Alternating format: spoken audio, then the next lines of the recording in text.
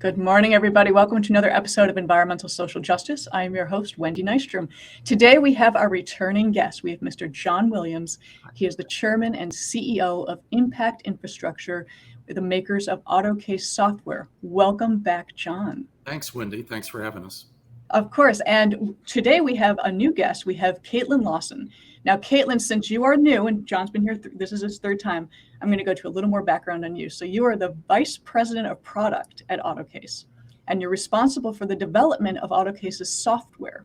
And you've been deeply involved in the evolution of carbon analytics, something we're going to talk about today, and the triple bottom line cost benefit framework, extremely important with anything we're doing with respect to climate. So welcome, Katelyn. Thank you. So John, could you refresh us on what Autocase is doing and this software you're developing? I'd be happy to, Wendy. And again, thank you for having us on. At my company, Autocase, we use widely accepted economic assessment practices, including life cycle cost analysis, cost benefit analysis, and complete carbon analysis to measure what really matters when it comes to investments in buildings and infrastructure projects. On your program today, we're going to be focusing on CarbonSightBETA, a new software solution developed in conjunction with the nation's leading architects, engineers, commercial building owners, and multinational companies. We all understand that vulnerable populations are in many ways the victims of poor performing buildings. In fact, buildings are responsible for 40% of carbon production worldwide, and that carbon is contributing to the ramifications of climate change. So who suffers first due to climate change? It's the poor and the vulnerable. So much so that major companies are responding to stakeholder and regulatory pressure to commit to net zero carbon pledges that impact large portfolios of buildings around the world. A growing number of those multinationals, their sustainability consultants and design teams have turned to our company, Autocase, to deliver a dashboard that we call CarbonSight. CarbonSight helps them manage their way to on-time and cost-effective net zero carbon commitments. Now, CarbonSight gives C-suite leadership the ability to establish priorities and to guide implementation programs that include integrated monitoring and reporting systems that reduce the risk of missing compliance deadlines or overspending on net zero carbon initiatives. Katelyn Lawson, who you've already introduced, is also my partner in Autocase, and she's going to tell us a lot more about CarbonSight. Excellent. Before I get to Katelyn, though, I do want to emphasize, being your third time here, you guys are focused heavily on the software development to reduce our carbon footprint or pollution, let's call it what it is, yep, and helping the vulnerable and poor. I love the fact that you are so focused on that because so many people forget the human factor that's involved. Yep. So now on to Ms. Katelyn. Thank you for joining us. So John did mention that your interest is coming in from the C-suites. And could you please tell us more about the CarbonSightBETA specifically with respect to reducing risk, very important, reducing cost, because money is very important to people, and hopefully the time required to achieve what we call the net zero carbon compliance? Absolutely. Yeah. And thanks again for having me. So, I mean, jurisdictions and companies are making big commitments right now. I think because of the stretched out timelines and the nature of sort of the slow moving problem, they seem to be achievable commitments. I think, there's not a lot of scrutiny going into the achievability of all these, mass marketed commitments that are out there right now. And so it's exciting to see. We're excited for these bold commitments that are being made. And obviously they're being made with deadlines in mind as well. But in our process of speaking with a number of large firms and municipalities, the question now is on execution. So how do we actually achieve those commitments now? And that's sort of where CarbonSight was born out of. And I think what we're seeing right now is sort of deeper concerns around things like supply chain issues and inflation affecting any kind of like short-term gains towards those commitments. So working through those. And CarbonSight right now is focused on forecasting those carbon footprints related to facilities or buildings to starting to get those roadmaps put in place in a digital dashboard so that they can be continually reported on and forecasted. Every year, money is going towards retrofits that are hoping to start to achieve decarbonization to reach these new targets and commitments that are being set. And so keeping track of that progress is really important. And so quantifying scope 1, 2, and 3 carbon emissions is a critical step, just getting the data in there in order to achieving the goals. Just for the benefit of our viewers who may not understand what stage 1, 2, and 3 emissions are, could you just explain that real quick? Yeah, so there's a framework out there for reporting carbon. Yeah, it's so scope 1, 2, and 3 carbon emissions really refer to 3 different buckets of different carbon calculation categories, essentially. So you have an example of what a scope 1 emission would be, for example, would be natural gas. Carbon emissions coming from any kind of natural gas usage. Scope 2, an example for a building would be electricity. Scope 2 is really around electricity. And then scope 3 would be the different embodied carbon or material, carbon from material choices made in a building retrofit or a new build. That would be an example of a scope 3 emission. There's lots of content online on this, and there's lots of different varying pieces that can fit into categories, but that's sort of a overarching view of the scope 1, 2, and 3. No, and I appreciate, and I made the mistake. I called it tier 1, 2, 3. That's my environmental scientist background kicking in. No, it's kind of a newer framework. So I mean, it hasn't been around and certainly not used popularly for decades or anything like that. So it's. Oh no, I'm just saying that there's so much terminology out there that I know. I reverted back to my days as an environmental consultant in the field, and I'm like, wrong term, Wend, wrong term. It's just, there's a lot of terms out there. So next question for you, Ms. Katelyn. So we have a constant influx of these carbon reporting tools. They're being updated continuously. What is it about CarbonSight that stands out amongst everyone in this field? Yeah, I mean, it does seem like there's sort of a new software coming out, every month on this topic. And that's great to see. We like to see innovation, and there's a lot of investment going into climate tech, which is fantastic. Our focus has really been on what we know best, which is buildings and facilities. So we know that there are specific challenges to data, specific quantification needs, specific solutions for buildings. And so we didn't want to necessarily go out and be sort of a catch-all, we'll be your carbon solution for everything under the sun to do with your business. We are specific to buildings and helping create those and track those decarbonization roadmaps specific to facilities.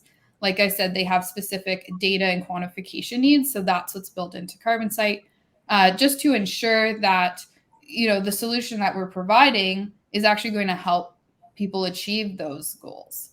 It's buildings, like John said at the beginning, are 40% of carbon emissions.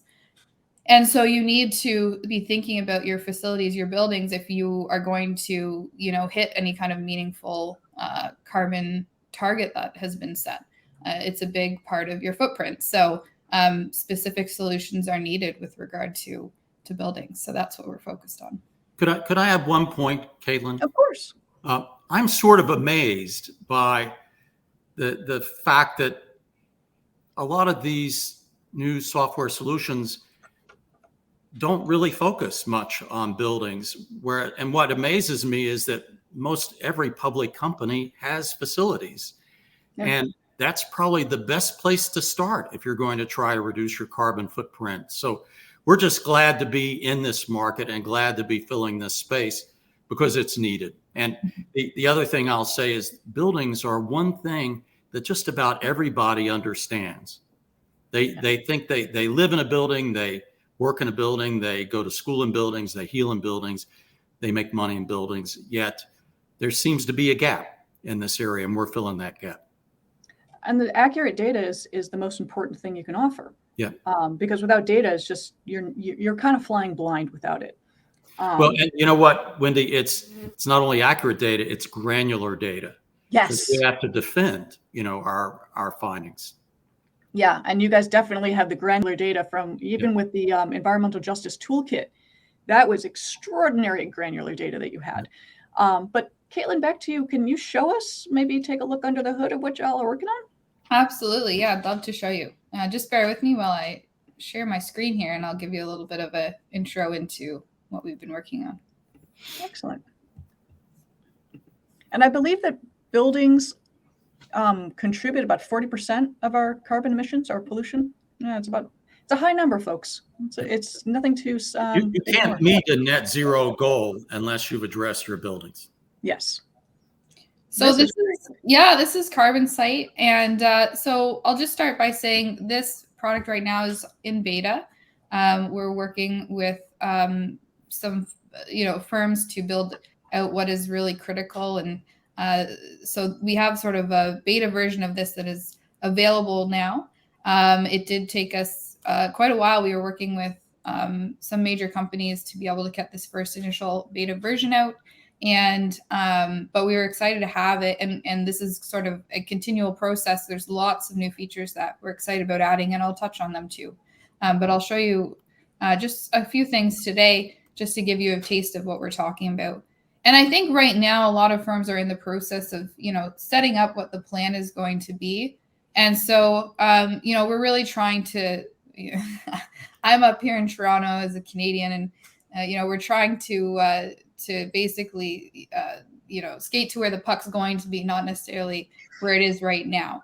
And so, a lot of firms are just trying to wrangle what's the plan going to be. And so this is going to be a great tool if you're just getting started, or if you already have retrofits happening that are, going according to plan that you're trying to keep track of. So welcome to CarbonSight. The first step is basically, you can put in these commitments that are being made. We're seeing commitments around electrification, around EUI reduction, around, new commitments that are just coming out. People are looking at reducing embodied carbon for material choices. So it's really exciting stuff. And this is a global tool. I'm showing a US example today, but this is a global tool for multinational entities as well. You can see here, sort of the idea here is, this retrofit timeline. I'll dig into this, but basically having your facilities planned out to be able to meet your targets. And of course, these different targets by source. So this is, source of carbon emissions. So again, this would be like your scope 1, 2, and 3 emissions. So this is just the homepage, but let me actually show you what going into an actual building asset looks like, the information we provide, and then how that rolls up into a portfolio. So I'll start out by saying initially you do want to have a baseline and a target essentially for your building asset. Baselines are important. A lot is garnered from sort of like where you're starting from. And for example, actually, we were just looking at over the weekend the new Inflation Reduction bill that came out of the States, and they're requiring for certain buildings a 25% EUI reduction from base. So understanding what your baseline is for benchmarking is important. And then essentially you have those targets that are layered on top. Those are your firm commitments. From energy, we give some feedback, and you can have energy information from different end uses, for example. So whether it's lighting or heating, cooling, that level of information.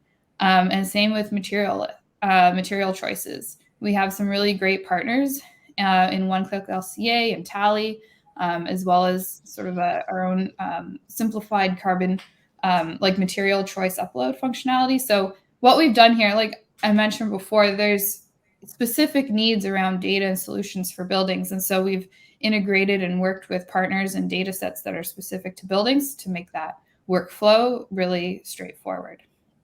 And so the kind of information you get when entering a little bit of information about your building can be really powerful. So here you can start to dig down into what are the major drivers for my carbon emissions and where are my carbon flows essentially. And this is all projected out for the life of the building asset. And so you can start to garner some really helpful information about, where, is it heating? Is it the envelope or the structure that's really sort of where the carbon flow is coming from. And then down below, you can see essentially how are you performing compared to your target line and your baseline. And so this is all just automatically calculated so that you don't have to be doing this in Excel sheets. So many folks we talk to, we're doing a lot of manual calculations for things in Excel. We're, very happy to be able to eliminate the need for that. Katelyn, Yeah. would you just clarify, are we talking new buildings? Are we talking retrofits, or what are we talking? So, I mean, we've been focused on retrofits because the future market really is going to be people retrofitting, owners retrofitting their buildings to be able to meet new sort of carbon levels. But there's no reason why this couldn't also include new builds as well. The baselining would be also provided for that, and the targets also would be available for that. So how this rolls up? Oh yeah, go ahead, Wendy. Sorry. I was going to say that's just hugely important because most people, when they think of building and construction, they think new construction, and we have LEED and we have all these new building codes. What about the buildings that already exist? We need to, we need to address that. Yeah, exactly. And I think that's where a lot of opportunity is going to lie. Especially, for example, in New York with Local Law 97 and 98, and understanding how that's going to move the market and get sort of new like existing buildings, new work, retrofit work related to those to be able to meet sort of a more of a opportune carbon emissions for the different penalties that will exist there. So there's the markets sort of moving in that direction, and we forecast that there's going to be a lot of retrofit activity happening soon. This is just the portfolio view that I'll show you really quickly. And this is sort of, I think, where the power of this comes in, because you can start to aggregate across your whole portfolio, and you can slice and dice it in any way. And I'll show you that in a second. But you can start to see, okay, how are we tracking, again, against our target and against our baseline? And you can think of the baseline almost as like the business as usual. This is if we don't address anything. The target is what we're committed. So hopefully you're lying somewhere close to this. And, in this particular example, we're on track to be within target, but there's still work to be done. And, that's probably a pretty good, example for what many folks are likely looking at. You can again see from a portfolio standpoint, where's the carbon coming from, where the carbon flows from. So, digging into some of these drill down charts can be helpful just to garner some information about what to focus on, and where to put some effort to trying to reduce your carbon emissions. You can, like I was saying, slice and dice the data, take a look, what happens if we just look at our retrofits from a certain year or just look at LEED buildings. You can start to play with this data and garner some interesting insights about where sort of, where you're doing really well or where you still have work to be done. And again, like we said, like this is right now what we have here is looking at those retrofits once they're sort of, in a plan. But what we're working on next, just to give you a bit of insight into where this beta product is headed, is CarbonSight planning and looking at those decarbonization roadmaps in sort of a pre-planning stage, when decisions are just being made about what to focus on. So obviously taking existing design data can help inform that, but you really do want to start with that, essentially that roadmap. And so that's where we're headed next, is working on CarbonSight plans, being able to optioneer and have what if scenarios. And also even before that's all completed, in here we're also going to have different grid emission projections. We're just weeks away from having that. So you can play with, what does our portfolio look like under different scenarios where the grid emissions are becoming, the grid's getting cleaner or not at a certain rate, and playing with those different scenarios, as well as some other economic and regulatory scenarios as well. That's phenomenal. I just love everything you guys are doing. This is your third time back, and to quote John, the granular level of data that you guys have is exciting. I mean, this new technology you're developing is remarkable. But I do want to kind of pull things back to the whole environmental and social justice aspect, if that's cool. You guys are working with multinationals.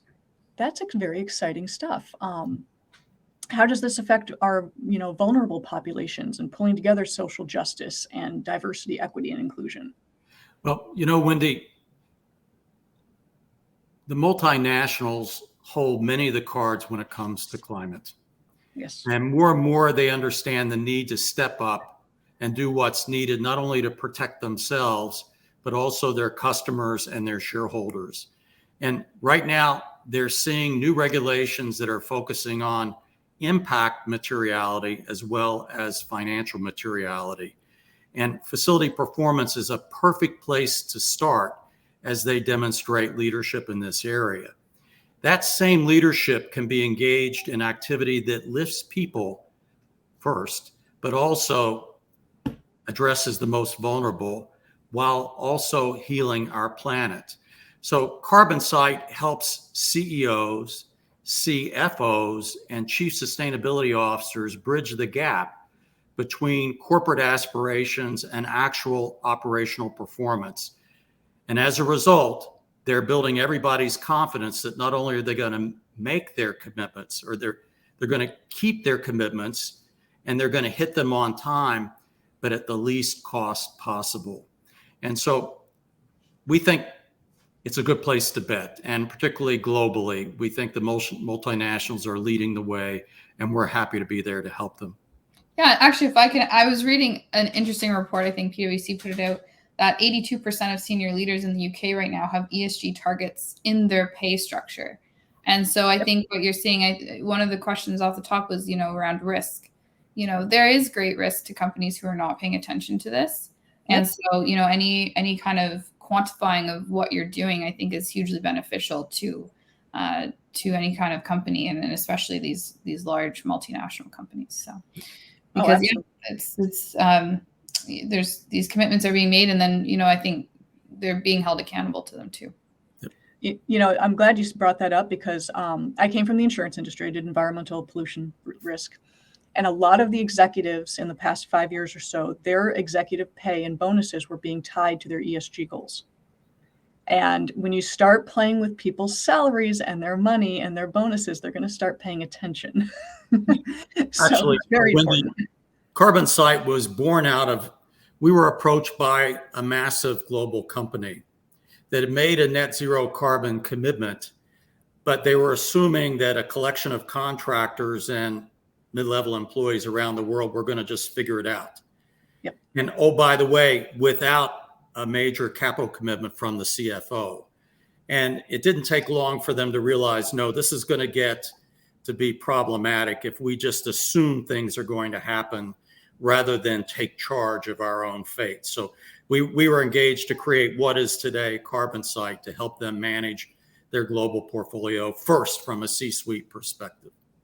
Absolutely. I mean, and I keep telling people with respect to chief sustainability officers, let's bring that up. Yeah. They have to work with all individuals within their company. They cannot be siloed. They cannot be put in a single department. Yeah. They have to have access to everyone, because this is a global issue. It's a company-wide issue. It's an everybody issue. So what you guys are doing with your data, your systems are beautiful as well. I mean, whoever does your graphics, great job. But it's easy to understand, it's easy to follow, and it gives them the data they need to fix this, to address it. Katelyn, when is the commercial version coming out? When's it scheduled to come out? Yeah, we're still working. We wanted to make sure that we had the most important features, and we wanted to get some companies, really using it. And before we took it to commercially, I think we're aiming for this year, though, to be able to launch. But there's a lot of features we're really excited about, building in, for example, early stage carbon estimation for different feature choices, like carbon estimates for different carbon reduction options that can be selected, looking at that, and just ways that we can make the process for looking at how do you take a portfolio of buildings and hit a certain carbon target with it easier. That's our goal. And so we've had some really great collaborative efforts and some really great feedback that we've been able to collect with our partners. And so we're excited that that's going to be, all incorporated into CarbonSight. Wendy, I want to acknowledge one of our strategic partners because they've been so helpful to us. Autodesk provided the seed funding for our company more than a decade ago, and they're important partners to us even today. Absolutely. No, I'm grateful for everything you guys are doing. We have a path that we have to take, and you guys are writing the roadmap for us. We wouldn't be able to resolve this without you guys. So thank you guys so much. Keep doing what you're doing. And you're welcome back anytime for updates, or when you launch, let me know, because the world needs this. We will. Absolutely. So guys, thank you so much for joining us. I'm Wendy Nystrom, your host with Environmental Social Justice, with my very special guests, John Williams and Katelyn Lawson of Autocase. Thank you guys so much. Bye-bye.